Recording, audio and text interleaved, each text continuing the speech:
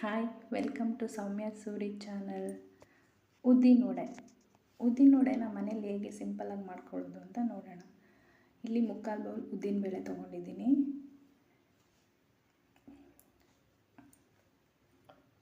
ಅದ್ರ ಜೊತೆಗೇ ಸ್ವಲ್ಪ ರೈಸ್ನ ಆ್ಯಡ್ ಮಾಡಿ 4 to 5 ಅವರ್ ನೆನೆಸಿಟ್ಕೊಂಡಿದ್ದೀನಿ.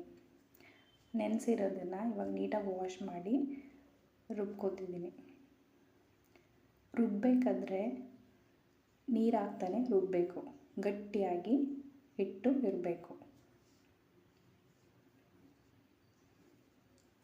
ಅವಶ್ಯಕತೆ ಇದೆ ಅಂದಾಗ ಮಾತ್ರ ಸ್ವಲ್ಪ ನೀರು ಹಾಕ್ಕೊಂಡು ರುಬ್ಬೋದು. ಈ ರುಬ್ಬಿದಂಥ ಹಿಟ್ಟನ್ನು ನಾನು ಬೌಲ್ಗೆ ಹಾಕೋತಿದ್ದೀನಿ.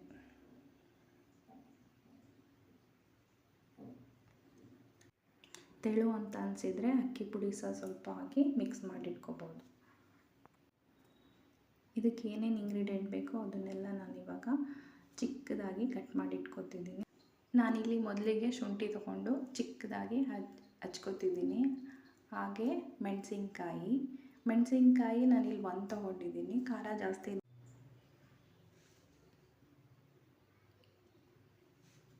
ನಾನಿಲ್ಲಿ 1 ಮೆಣಸಿನ್ಕಾಯಿ ತೊಗೋತಿದ್ದೀನಿ.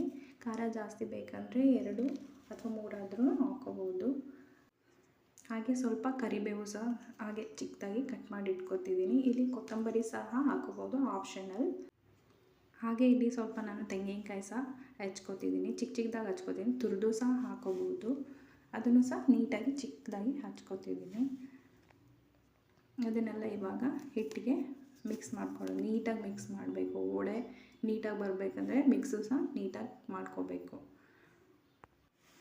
ಇಲ್ಲಿ ಅಡುಗೆ ಸೋಡಾ ಸಹ ಹಾಕೋಬೋದು, ನಾನು ಹಾಕಿಲ್ಲ, ಅದು ಆಪ್ಷನಲ್. ಇದನ್ನೆಲ್ಲ ಹಾಕಿ ನೀಟಾಗಿ ಮಿಕ್ಸ್ ಮಾಡ್ಕೋತಿದ್ದೀನಿ.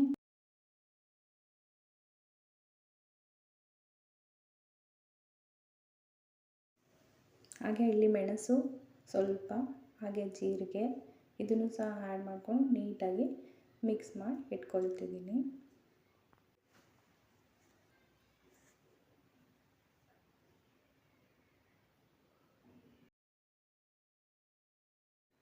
ಇವಾಗ ಎಣ್ಣೆ ಕಾಯೋಕೆ ಇಟ್ಕೊತಿದ್ದೀನಿ. ಇದನ್ನು ತುಂಬ ಸಿಮ್ಮಲ್ಲೇ ಅಂದರೆ ಕಡಿಮೆ ಉರಿಯಲ್ಲೇ ಎಣ್ಣೆನ ಕಾಯಿಸ್ಕೋಬೇಕು. ಜಾಸ್ತಿ ಉರಿ ಕೊಟ್ಟು ಎಣ್ಣೆನ ಕಾಯಿಸ್ಕೋಬಾರ್ದು.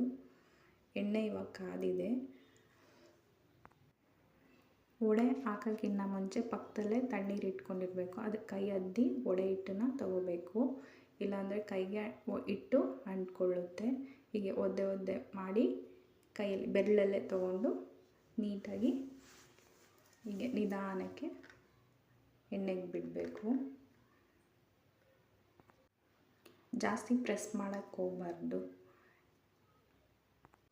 ಸಿಮ್ಮಲ್ಲೇ ಯಾಕೆ ಬೇಯಿಸ್ಕೊಳ್ತೀವಿ ಅಂತ, ಕಡಿಮೆ ಉರಿಲೇ ಬೇಯಿಸ್ಕೊಳ್ಳೋದ್ರಿಂದ ವಡೆ ಒಳಗಡೆ ನೀಟಾಗಿ ಬೇಯುತ್ತೆ. ಉರಿ ಜಾಸ್ತಿ ಮಾಡಿ ಬೇಯಿಸಿದ್ರೆ ಹೊರಗಡೆ ಮಾತ್ರ ಬೇಯುತ್ತೆ, ಒಳಗಡೆ ಬೇಯಲ್ಲ. ಹಾಗಾಗಿ ವಡೆನ ಬೇಯಿಸ್ಕೊತಿದ್ದೀನಿ.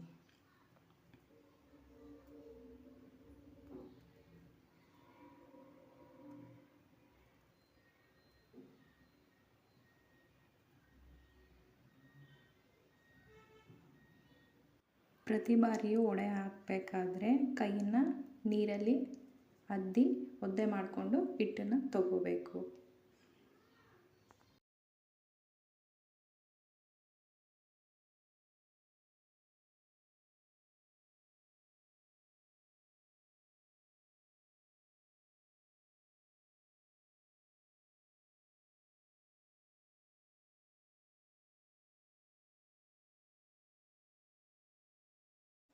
ವಡೆ ಇವಾಗ ಚೆನ್ನಾಗಿ ಬೇಯ್ತಾ ಇದೆ. ಪದೇ ಅದನ್ನು ಟಚ್ ಮಾಡೋಕ್ಕೆ ಹೋಗಬಾರ್ದು.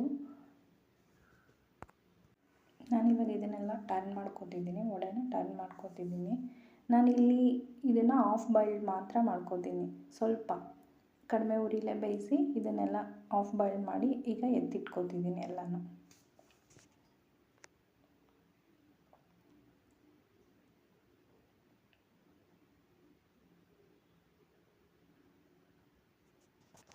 ಈಗ ಅದೇ ಥರ ಮತ್ತೊಮ್ಮೆ ವಡೆನ ಹಾಕ್ತಿದ್ದೀನಿ. ಅದೇ ಪ್ರೊಸೀಜರಲ್ಲಿ ವಡೆನ ಹಾಕ್ತಿದ್ದೀನಿ.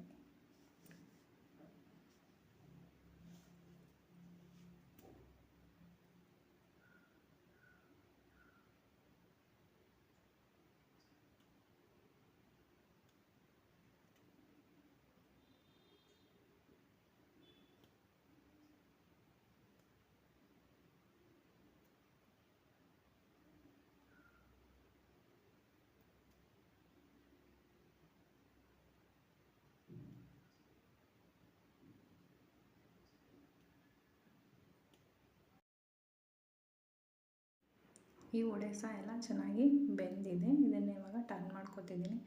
ಅದ್ರ ಜೊತೆಗೆ ಮೊದಲು ಬೇಯಿಸಿದಂಥ ವಡೆ ಸಹ ಆ್ಯಡ್ ಮಾಡ್ಕೊತಿದ್ದೀನಿ. ನಾನಿಲ್ಲಿ ತನಕನೂ ಸಹ ಉರಿ ಕಡಿಮೆ ಉರಿಲೇ ಲೋ ಫ್ಲೇಮಲ್ಲೇ ಬೇಯಿಸಿದ್ದೆ. ಇವಾಗ ನಾನು ಉರಿನ ಜಾಸ್ತಿ ಮಾಡ್ಕೊತಿದ್ದೀನಿ. ಈಗ ಒಳ್ಳೆ ಕಲರ್ ಬರೋ ತನಕ ಜೋರು ಉರಿಲೇ ಹಾಗೆ ಬೇಯಿಸ್ತಾ ಇರಬೇಕು ಮತ್ತು ಅದನ್ನು ಟರ್ನ್ ಮಾಡ್ತಾನೆ ಇರಬೇಕು.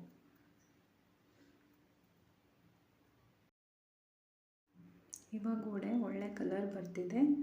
ಗೋಲ್ಡನ್ ಕಲರ್ ಆಗೋ ತನಕ ಚೆನ್ನಾಗಿ ಫ್ರೈ ಮಾಡಬೇಕು.